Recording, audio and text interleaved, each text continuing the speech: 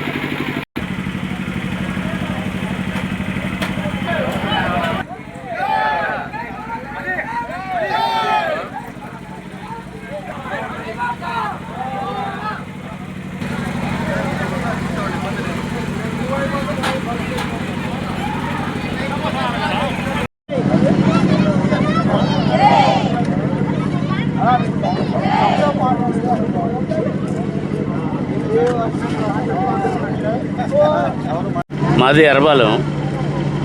ఎప్పటి నుంచో గత 10 సంవత్సరాల నుంచి గుళ్ళోనే బొమ్మను పెట్టుకుంటున్నారు, పర్మిషన్లు ఇస్తున్నారు, అన్నీ బాగానే ఉన్నాయి. మరి ఈ సంవత్సరం గుళ్ళో పెట్టకపోతే మేము అందరం ఫైట్ చేసి మళ్ళీ గుళ్ళో పెట్టనిచ్చాము. ఇదంతా మీటింగ్లో పెట్టారు. మీటింగ్లో పెడితే మీటింగ్లో అంతా మెజారిటీ ప్రకారమే బొమ్మను పెట్టాం. మళ్ళీ ఇప్పుడు పర్మిషను డీజేలకి టెప్పెట్లకు కానీ పర్మిషన్ ఇవ్వని అంటున్నారు. ఇది ఎంతవరకు కరెక్ట్ అనేది ప్రజల ఊరంతా ఆలోచించుకోవాలని చెప్తున్నాం. ఎందుకంటే మా ఒక్కదానికే పర్మిషన్ ఆపామండి. ఆపారు ఈ ఒక్క బొమ్మకి ఆపారు, అన్ని బొమ్మలకు పర్మిషన్ ఇచ్చారు. మరి ఎక్కడుందో ఈ స్వార్థం అర్థం కావట్లేదు. పోలీసు వాళ్ళకైనా స్వార్థం ఉండకూడదండి. అది కరెక్ట్గా అన్ని బొమ్మలకు పర్మిషన్ ఇచ్చినప్పుడు దీనికి కూడా ఇవ్వాలి. ఇది రాజకీయ కక్షతోటే జరుగుతుంది ఇదంతా, అంతకన్నా ఏమీ లేదు. ఎర్రబాలెం గత 20 సంవత్సరాల నుంచి మా ఎర్రబాలెం గ్రామంలో వినాయక బొమ్మలు పెట్టుకుంటున్నారు. పార్టీలకి అతీతంగా ఉంటాం మేము. అన్ని పార్టీలకి అందరం కలుస్తూ ఉంటాము. ఇవాళ వైఎస్ఆర్ అని టీడీపీ అని ఏమి లేదు, అందరం కలిసిమెలిసి ఉంటాము. ఇప్పుడు మా గ్రామంలో ఈ ఒక్క బొమ్మకి పర్మిషన్ ఇవ్వలేదు, అన్ని బొమ్మలకు పర్మిషన్ ఇచ్చారు. మరి దేనివల్ల మాకు తెలీదు. మరి మా బొమ్మకు కూడా ఇచ్చుంటే మేము సంతోషించేవాళ్ళం ఈ గ్రామంలో. మరి ఇలాంటి చర్య జరిగిందంటే మేము దీనికి చాలా బాధపడుతున్నాం. కానీ ఇట్లా పార్టీని వ్యతిరేకించి చూపించినట్టుగా ఉండేది. అలా చేయకూడదని మేము మాట్లాడుతున్నాం. గ్రామాల్లో ఆడవాళ్ళు మగవాళ్ళు కలిసిమెలిసి పార్టీలకి అతీతంగా ఉంటాము. ప్రతి కార్యక్రమాల్లో పాల్గొంటాం. మేము ఈ బొమ్మలోనే ఉండలేదు, అన్ని బొమ్మలకు వెళ్తూ ఉంటాం, అన్ని కార్యక్రమాల్లో చేస్తూ ఉంటాం.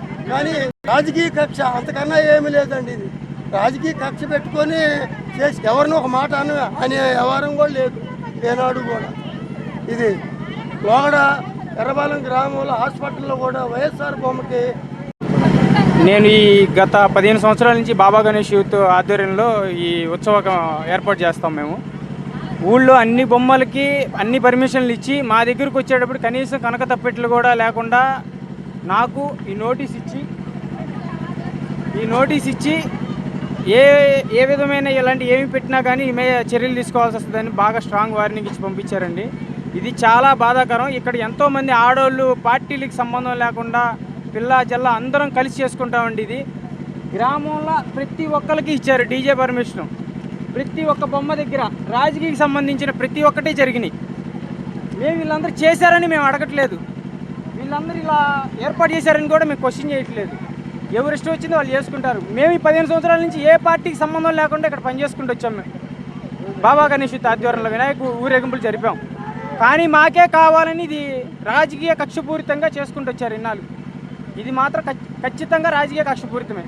అదేమంటే నువ్వు పార్టీల పరంగా తీసుకొచ్చి నువ్వు అటుంటావు ఇటుంటావు, నీ మీద మా దగ్గర చాలా కంప్లైంట్లు వచ్చి ఉన్నాయి, నీ స్క్రీన్ షాట్లు ఉన్నాయి అయ్యి అని చెప్పి నన్ను బెదిరించడం జరిగింది స్టేషన్కి పిలిచి. మరి ఏ విధంగా అంటే ఈ నోటీసు తీసుకుంటానికి అని చెప్పి పిలిచారు నన్ను.